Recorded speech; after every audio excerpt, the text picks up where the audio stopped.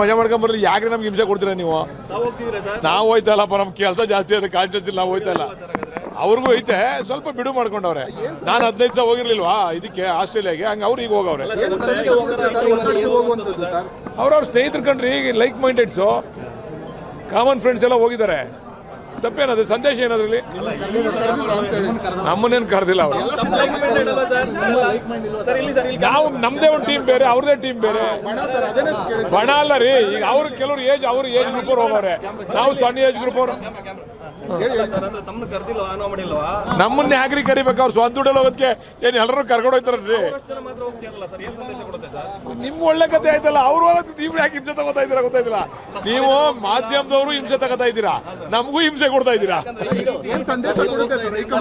ಏನ್ರಿ ಅವ್ರು ಟೂರ್ ಹೋಗೋದು ಏನ್ ಸಂದೇಶ ಕೊಡ್ತದ್ರಿ? ಏನ್ 100 ಜನ ಹೋಗೋರೇನ್ರಿ ಇಲ್ಲಿ? ಅವ್ರು ಯಾರ ಪಾಪ 15 ಜನ ಹೋಗೋರು ತಲೆ ಕೆಡಿಸ್ಕೊತಾರೆ ನೋಡ್ರಿ. ಮಾದೇವಪ್ಪನವ್ರ ಸ್ಟೇಟ್ಮೆಂಟ್ ಬಗ್ಗೆ ರಾಮಲಿಂಗ ರೆಡ್ಡಿ ಅವ್ರು ಹೇಳಿದ್ರಲ್ವಾ, ಅದು ಖಂಡಿತ ಯಾರು ಆತರ ಉದಾಹರಣೆ ಕೊಟ್ಟು ಮಾತಾಡಬಾರ್ದು ಅಂತ ಹೇಳಿ ನಾನು ಕೂಡ ನನ್ನ ಅಭಿಪ್ರಾಯ ಹೇಳ್ತೀನಿ. ಇರ್ಲಿ, ಅದ್ರ ಬಗ್ಗೆ ಚರ್ಚೆ ಆಯ್ತದೆ.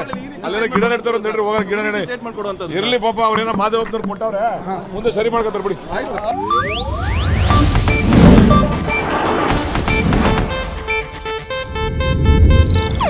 ಇದು ಏಷ್ಯಾನೆಟ್ ನ್ಯೂಸ್ ನೆಟ್ವರ್ಕ್ ಪ್ರಸ್ತುತಿ.